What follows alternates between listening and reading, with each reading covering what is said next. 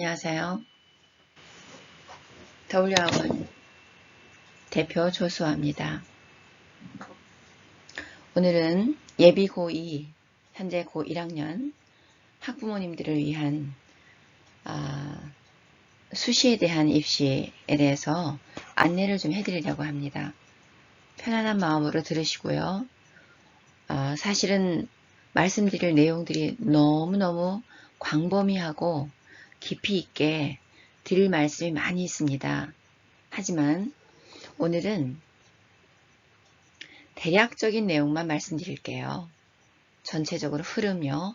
그래서 기말고사 끝나고 우리 고1 학생들이 어떻게 준비해야 되는지, 이번에 코로나로 인해서 준비가 구멍난 곳이 많잖아요.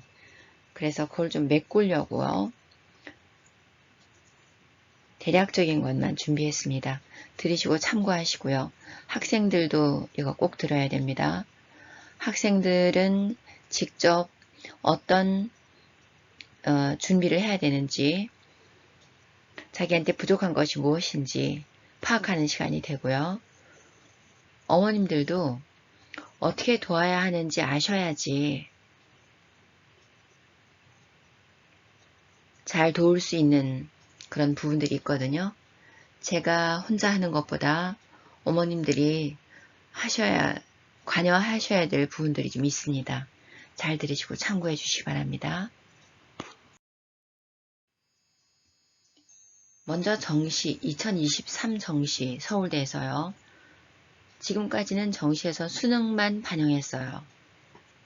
그런데 정부에서 정시를 확대하라고 하니까 서울대에서는 정시가 되게 조금이거든요. 현재는요. 그래서 정시를 늘리는 대신 그 정시에 교과를 넣겠다고 했어요. 학생부 교과. 그래서 20% 넣겠다고 했습니다. 물론 실질 반영되는 비율은 훨씬 적겠죠. 뭐 10%나 그 10% 미만이 될 것 같습니다. 우선에는요.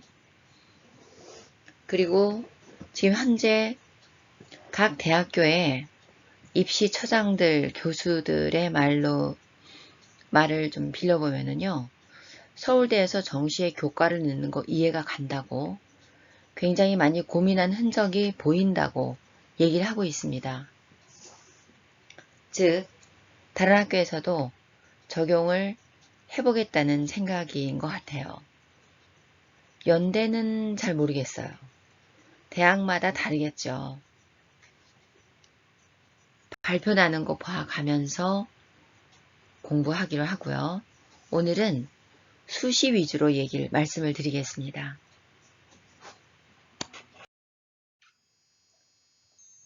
정시가 확대되는데요. 지금 현재로는 수시 대 정시가 비율이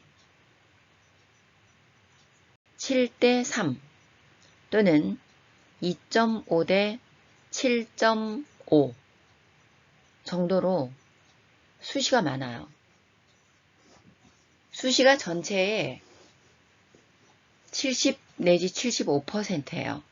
그러니까 정시는 25 내지 30%인 셈이죠. 사실은 30%도 안 돼요.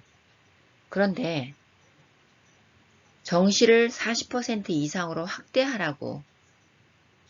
그러니까 대학들은 수시를 많이 뽑으니까 여러 가지로 참 좋은데 처음에는 수시 안 할래다가 정부에서 지원금을 주면서 수시를 하라 그랬어요.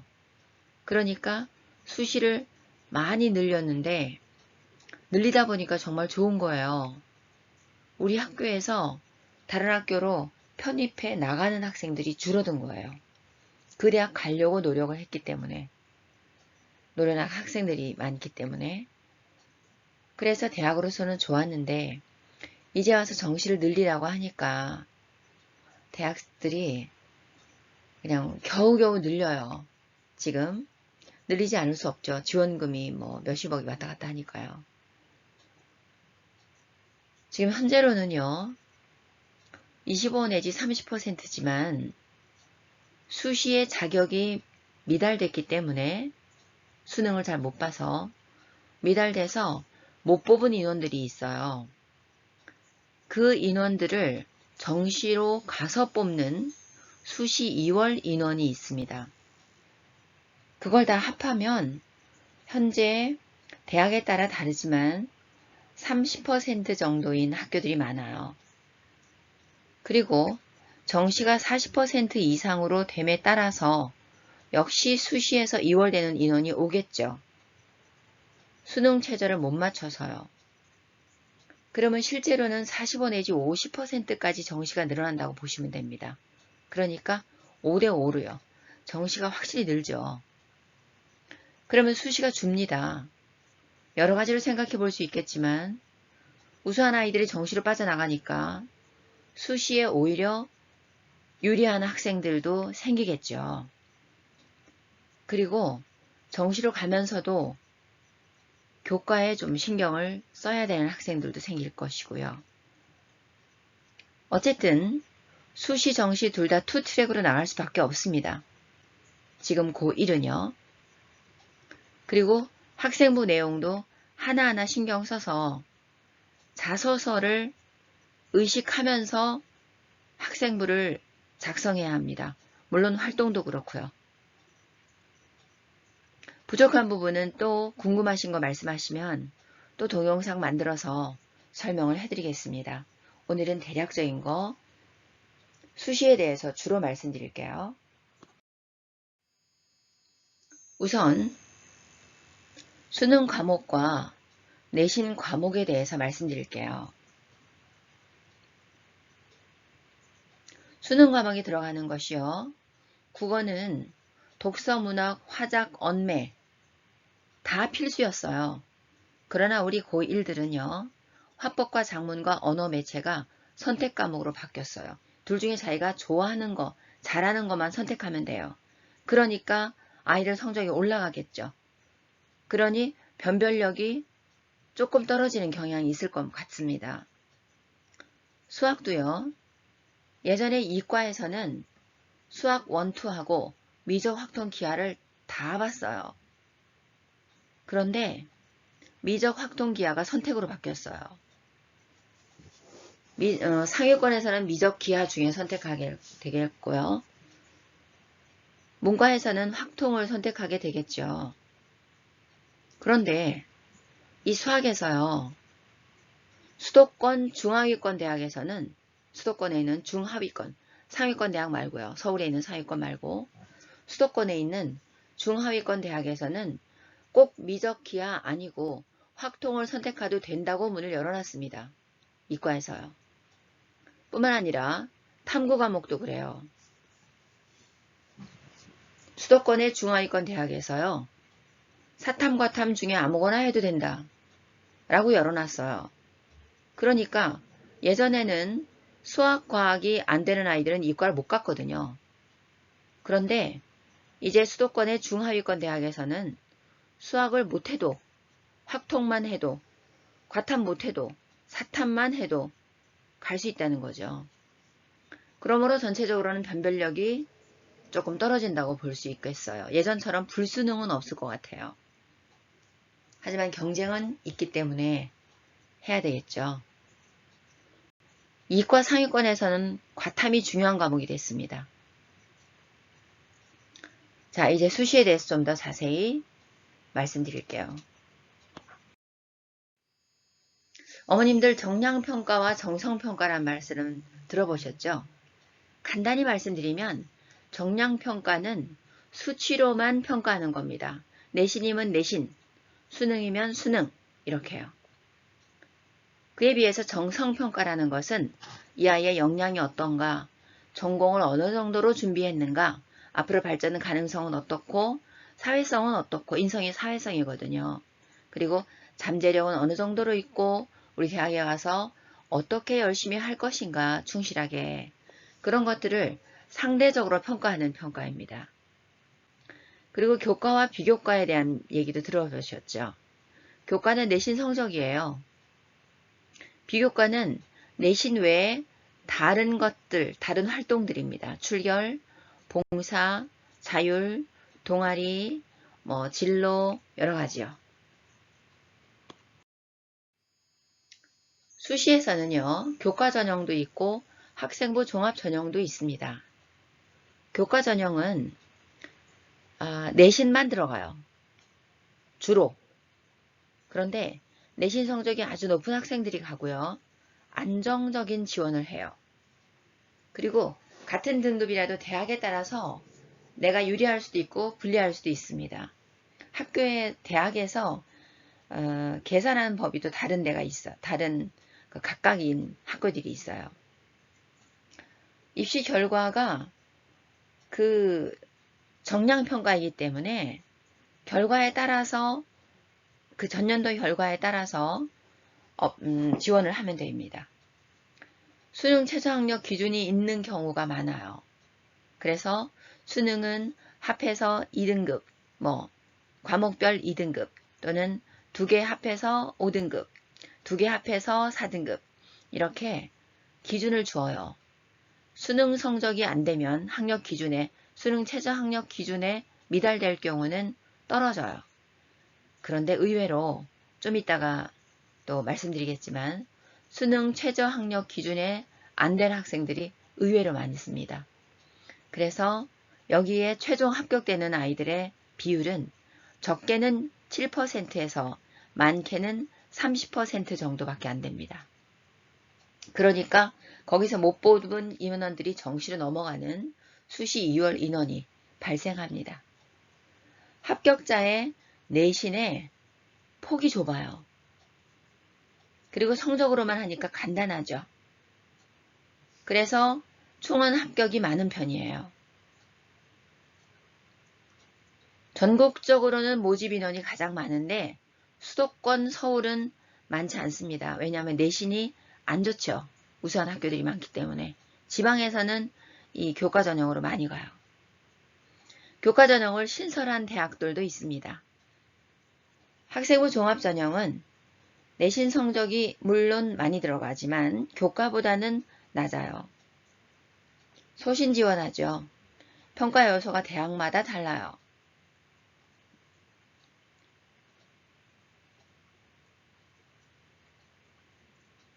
이 종합 전형이 또 학교마다 2가지 이상의 전형이 있어요.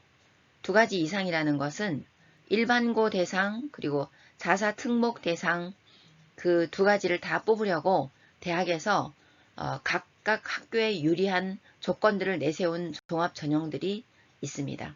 서울권에서는 학생부 종합 전형이 가장 많습니다. 자, 개정고등학교 교과목이 있는데요. 1학년 때는 공통과목이에요. 국수형, 한국사, 통사, 통과, 과학탐구 실험. 이건 1학년 때 다 공부했죠. 상대평가예요. 등급으로 나뉘죠. 고등학교 2학년, 3학년 올라가면 선택 과목이 나옵니다. 일반 선택과 진로 선택이요. 일반 선택은 등급으로 나눠요. 똑같이. 그러나 진로 선택은 A, B, C 절대평가를 합니다. 그 A, B, C만 받으면은 A만 꼭 받아야 되겠죠. A를 받아야 되겠죠.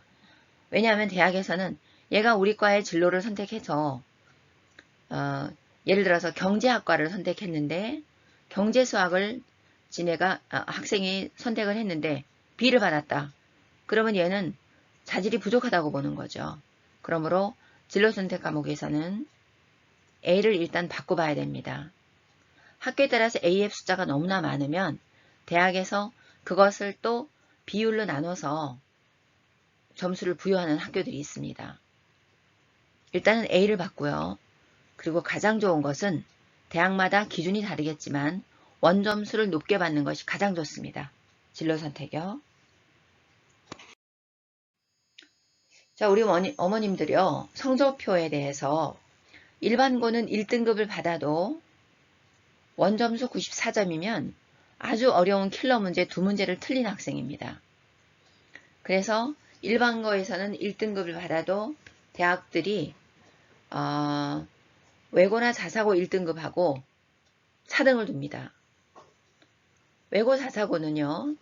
점수는 더 낮아요. 하지만 킬러 문제가 많죠. 킬러 문제를 맞춘 학생들이에요. 등급은 4등급인데요. 대학은 같이 갑니다. 일반고 1등급이나 외고 자사고 특목 4등급이나 대학에서는 같이 보는 거죠. 왜냐하면 블라인드 평가라고 하지만 성적표를 보면은 대학에서 알 수 있는 것이 표준 편차를 봅니다. 일반고는 편차가 21.7이죠.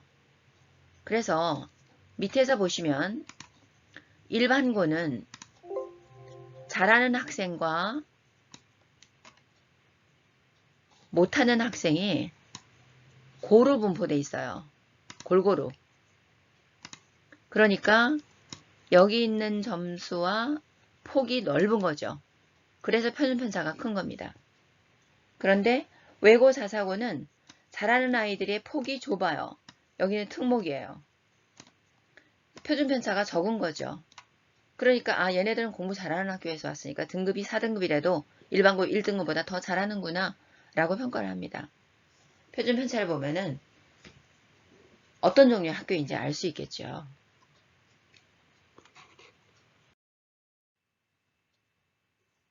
학생부 종합 전형에서는 어떤 요소들을 평가하는지 말씀드릴게요. 우선 우리 대학에 와서 이 전공을 이수할 능력이 있는지를 봅니다. 내신 성적을 먼저 보는데요. 이 내신 성적 중에서 특히 전공 관련 내신 성적, 화학 가면은 과학 과목, 화학, 그 다음에 경제학 가면은 경제, 경영학과도 수학, 영어는 이제 다 보고요. 학업 능력과 지적 호기심을 이 성적으로 평가하고요. 지적인 성취는 교과 면에서 얘가 상을 탄 것이 있는지, 그리고 동아리도 교과와 관련된 것을 했는지, 독서도 교과와 관련된 독서를 했는지, 그리고 담임선생님이 적어주시는 행동 발달 특성 의견 및 종합 의견도 이 아이가 이 전공 관련 노력을 얼마나 했는지 그런 것들을 주로 보고요.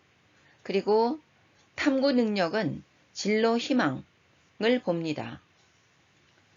진로 활동도요. 진로 쪽으로 얘가 탐색을 했는지, 그리고 그 진로 쪽으로 독서를 했는지, 진로 동아리도 진로 쪽으로 갔는지, 그 다음에 담임의 의견과 각 과목별 세부 능력 특기상 쪽에 상과 봉사도 그쪽으로 했는지, 이런 것들을 진로 활동으로 평가합니다. 대학에서요. 그리고 인성과 품성, 봉사성, 성실성, 학업 외 소양을 보는데요. 학교에서 비교과 면에서도 얘가 상을 탔는지, 표창장을 탔는지, 그리고 동아리도 비교과 동아리 어떤 걸 했는지, 봉사 종류 어떤 걸 했는지, 핵심 인성 요소는 사회성이나 팀워크를 주로 봅니다. 출결은 물론 성실해야 되겠죠. 출결에 대해서도 좀 이따 설명해 드릴게요.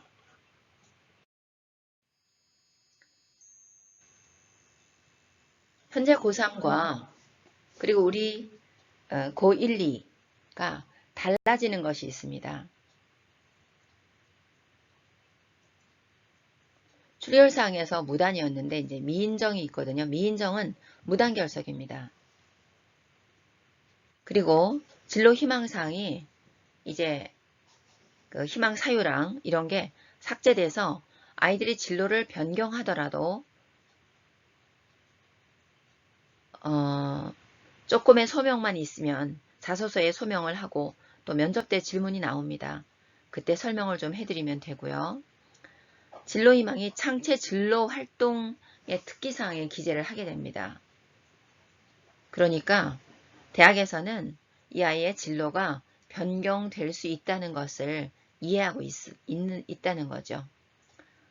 그리고 다른 것들을 쭉 있는데 소논문이 기재가 금지됩니다. 그 대신 보고서나 탐구보고서 등으로 대체할 수 있기 때문에 이거에 대해서는 또 어머님들과 자세히 의논할게요. 나중에요. 방과후 활동이 기재되지 않고요. 담임의 의견과 세부 능력 및 특기사항이 대단히 중요해집니다. 거기에 대해서도 설명해 드릴게요. 고등학교의 학생부는 이런 사항들이 있습니다. 이 중에서 가장 중요한 것은요. 6번 교과예요. 표준편차 들어갑니다. 수강자 수도 들어가고요. 수강자 수가 몇 명이냐에 따라서 수강자가 적음에도 불구하고 이 아이가 이 과목을 선택해서 공부를 했다는 것, 어려운 거.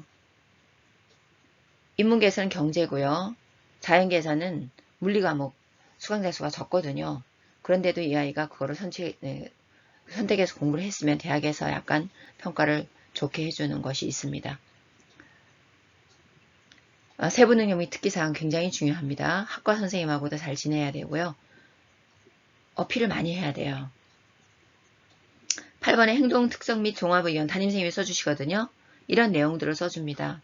그래서 담임에게도 역시 어필을 해야 되는데 조금 상세히 설명해 드리겠습니다. 우선 출결은요.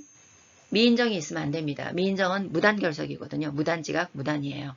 그래서 무단이 3회 이상 되면은 결석 한 번으로 인정되거든요. 지각, 조퇴, 결과가 3번 이상이면은 3번이면은 결석 한 번이에요. 그러면 치명적입니다. 그래서 혹시 아이가 늦다 하더라도 병원에 들러서 진단서를 띄워가도록 하시고요. 어머님이 전화해 주시면 또 기타 지각, 기타 결석 이걸로 인정이 됩니다. 수상은요. 한 학기에 하나씩만 들어가는데 어느 거에 상 탈지 모르잖아요. 적극적으로 참여하는 것이 좋습니다. 수상 종류는 아까 말씀드렸죠.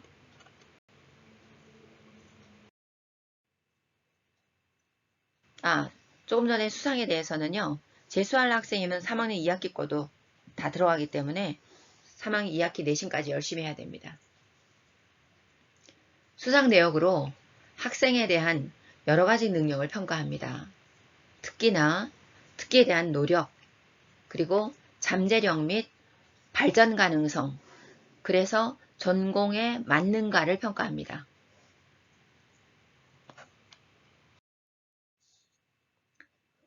자, 어머님들 학교 알림이 아시죠? 우선 학교 알림이에 들어가 보시면 학교가 나오죠. 여기에 이 학교는 학교 이름을 여기다 치면은요. 학교 이름이 여기에 나옵니다. 글로 들어가시면 밑에 교육 활동이 있어요. 그 교육 활동에서 교육 운영 특색 사업 계획이 있죠. 일로 들어가 보시면 이렇게 1년 동안의 각 대회가 그 학교에서 계획하고 있는 것이 나옵니다. 여기에서 우선 선택을 해서 어느 대회에 참여할 것인가를 결정을 하셔야 되겠죠.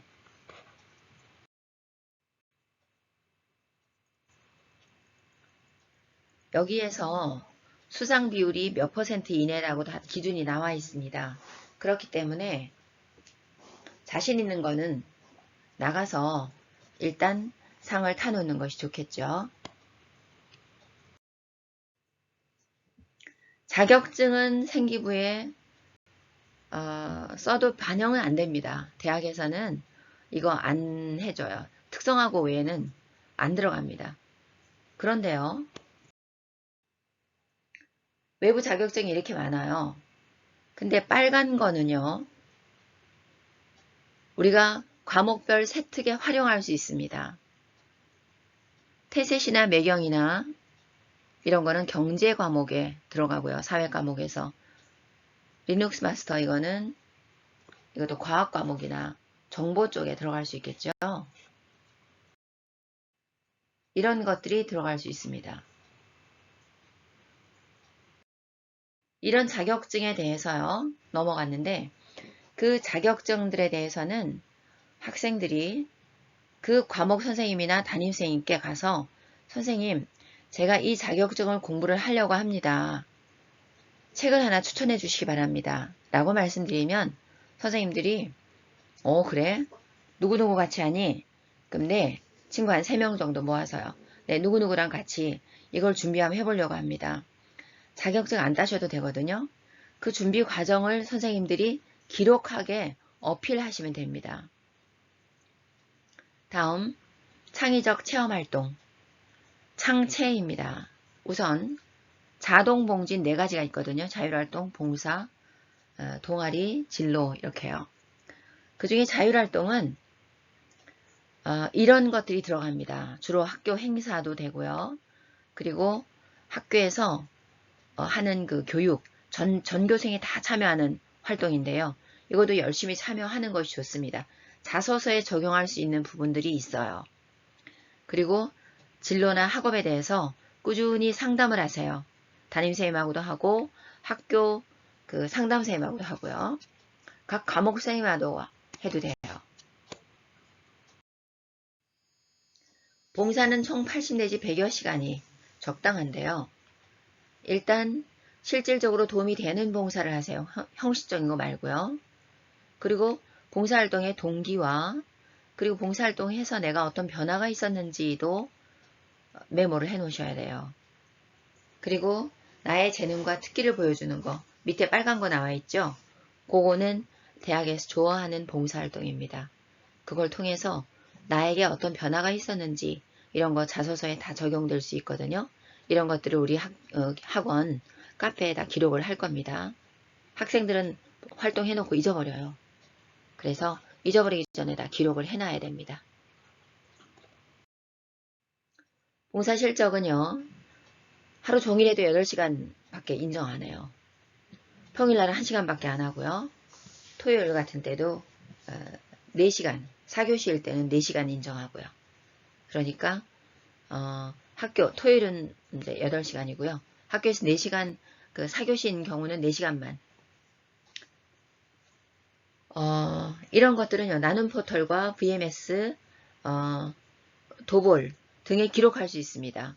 이게 기록이 되면 학생부에 자동 연계됩니다. 그러니까 여기에 반드시 기록해 놓으면은 담임선생님들이 깜빡하고 기록 못 해주시는 경우가 있어요. 그렇다 하더라도 염려 없어요.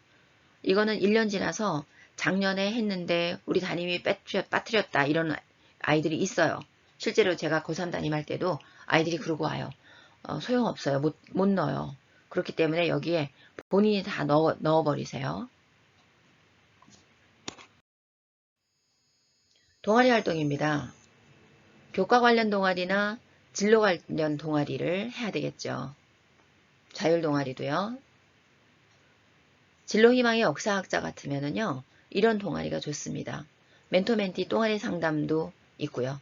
반드시 단순한 활동보다 어려움이 있었으면 그를 극복했던 과정이나 그리고 이 동아리를 통해서 내가 어떤 지식이 확장되었는지 지적 탐구심이 발동되었는지 활동을 통해서 느끼고 얻은 내용을 반드시 쓰는데요.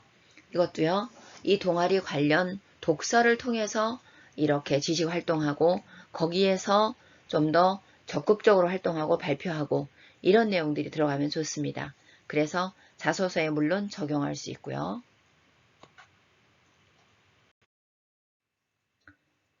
동아리들이요. 이렇게 학교 알림이에 들어가 보시면은 동아리 종류가 어떤 것이 있는지 다 나옵니다. 자율 동아리를 하는 경우는요. 동아리명 합해서 띄어쓰기 포함 30자밖에 안 들어가요. 우리 지금 고2부터는요. 그렇기 때문에 자율 동아리에 동아리 내용을 아예 넣어서 만드는 것이 좋습니다. 예를 들어서 노인시설 방문 도우미 및 말벗 활동 동아리 이렇게 벗자가 틀렸네요. 이렇게 동아리 글자를 내용을 쭉 써줘야지 동아리 이름은 대학에서 관심이 없지만 활동 내용은 관심이 있어요. 그러면 빨리 눈에 띄겠죠. 자, 독서 활동 상황은요. 도서명과 저자만 기록합니다. 이거는 여러분들이 독서 기록장을 반드시 작성해야 되겠죠. 이거는 면접할 때나 대학에서 독서 기록장을 또 갖고 와보라고 하거나 그 내용에 대해서 물어볼 수 있거든요. 우선 독서 기록장에 기록할 것은요. 읽게 된 동기, 그리고 호기심이 어떻게 해결되었는지, 그리고 어떻게 활용되었는지, 거기서 나온 탐구 보고서나 결과물, 지식의 확장 이런 것들을 대학에서 좋아합니다. 근데 학생들이 책을 읽고 내용을 다 잊어버려요. 그래서 우리 학원에는 반드시 그 독서 기록장을 카페에 기록해 놓습니다.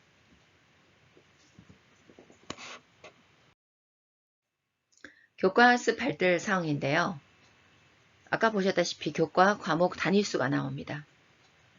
그리고 원점수와 과목 평균 나오고요. 성취도, 등급 등이 나오는데 여기에서 활동을 열심히 하면 교과 담임선생님께서 세특의 세부 능력 및 특기사항에 과목별 500자 이거 많습니다. 과목별 500자. 담임의 행특과 종합의견도 500자인데요. 1년 통틀어서 쓰는 게. 요거는 한 학기에 500자고요. 물론 두 학기 다 배우는 경우는 이제 1년 후에 쓰겠지만 과목별, 고등학교는 한 학기별로 끝나요. 그래서 한 과목이요. 영어 같은 건 한 학기로 끝나요. 국영수 뭐 이런 거요. 그래서 1학년은 뭐 전체적으로 다 들어가고요. 1년 들어가고요. 그래서 이거 정말 무시 못합니다. 굉장히 열심히 다닌 선생님께 어필해야 되고요.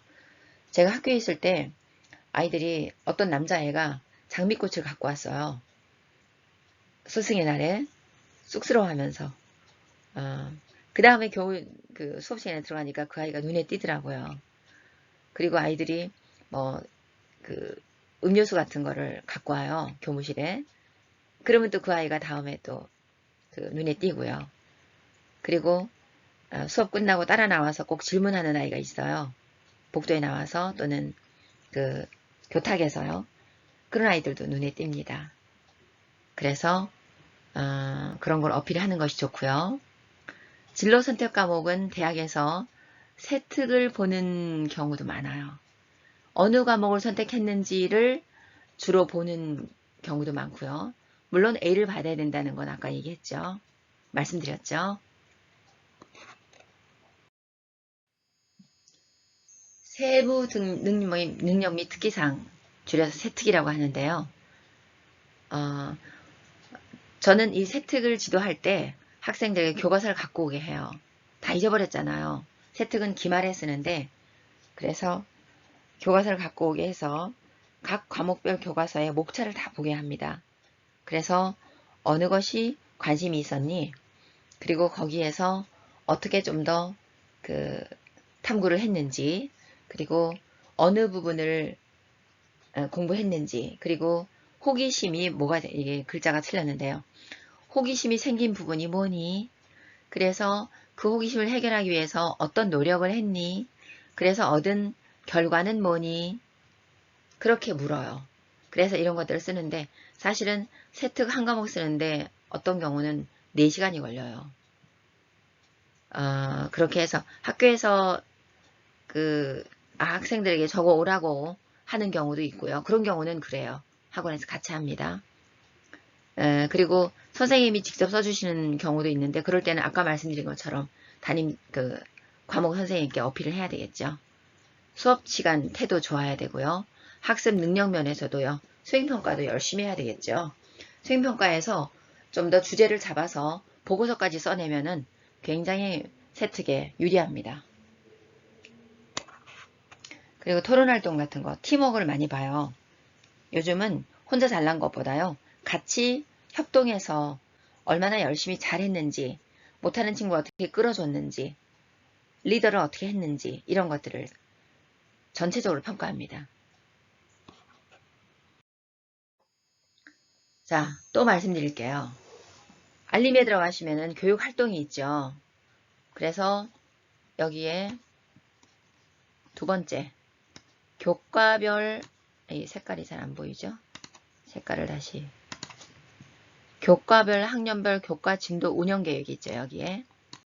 이거에 이런 표가 나옵니다. 각 과목별 다 있어요. 그래서 이걸 보시고 계획을 세워서 준비하시면 됩니다. 평가도 이런 계획이 다 있어요. 담임선생님이 써주시는 행특입니다. 열심히 참여해야 되겠죠. 학교에서 자 오늘 무슨 교육이 있다. 전부 다 앉아서 열심히 잘 들어라. 그럴 때요. 아이들이 듣는 태도가 담임 눈에 다 보입니다. 어떤 아이는 엎드려 자요. 어떤 아이는 그 시간에 딴짓해요. 지루하죠. 소방교육 이게 뭐 재밌겠어요. 학교에서 성교육 이런 것도 하고요. 거기에서 담임선생님을 도와서 빨리 그 모니터 각 교실에서 이제 모니터 키거든요. 근데 안 나오는 반이 있어요. 그러면 또 얼른 가서 담임선생님한테 선생님 뭐 도와드릴까요? 그리고 선생님이 그러면은 보통 이제 저 같은 경우는 그랬어요. 교실에서 모니터를 켰는데 잘 안 켜져요. 그래가지고 교무실에 뭘 두고 왔어요. 그러면은 야 누구야 교무실 가서 내 자리에 가서 뭐 좀 갖고 와. 이렇게 얘기를 하는데 그때 얼른 지가 나와서 담임선생님이 약간 당황한 표시가 나면은 얼른 나가서 선생님 뭐 도와드릴까요? 이렇게 얘기하면 그래 교무실 가서 뭐 갖고 와. 이렇게 시키면은 굉장히 손쉽겠죠. 그러면 담임 눈에 얼른 또 들어와요. 학교생활에 적극적으로 참여하고요. 그리고 이걸로 통해서 이런 여러 가지 항목을 선생님이 쓰십니다. 그러니까 좀 더 적극적으로 담임에게 어필도 하고요. 교사 추천서가 없어졌죠. 그래서 대학에서는 이거를 굉장히 중점적으로 봅니다. 선생님의 추천서나 마찬가지거든요. 자, 사이트 소개해 드릴게요. 나이스에 들어가셔서 지금 바로 어머님께서는 학교생활 기록부에 들어가셔서요. 학생들 띄워보십시오. 그래서 어떤 활동이 부족한지 학생하고 의논하시고요. 저한테도 보여주시면 좀 더 의논 드리기 좋을 것 같아요. 자, 알림에 들어가 보셔요. 다시요. 그 다음에 대교협 홈페이지가 있어요. 거기에 들어가도 여러 가지 대학에 대한 정보 많이 있습니다. 우리 아이가 갈 대학, 갈 학과 그거에 다 조사해 보셔서요. 차근차근 준비하시면 됩니다. 대학 알림이에 들어가시면 대학에 대한 정보가 많이 들어있고요. 그리고 대입 정보 포털, 대입에 대해서 여기에 들어가도 그 전년도 대학 입시 결과 등 여러 가지 볼 수 있는 것이 많이 있습니다. 참고하세요. 자, 여기까지 설명드렸습니다. 좀 더 자세한 것 그리고 중간중간에 어머님들이 그 역할을 하실 것들 아이들에게 하라고 말씀하셔야 돼요. 그러지 않으면 아이들이 안 해요. 그렇기 때문에 뭘 했니? 자꾸 물어주시는 것이 좋습니다.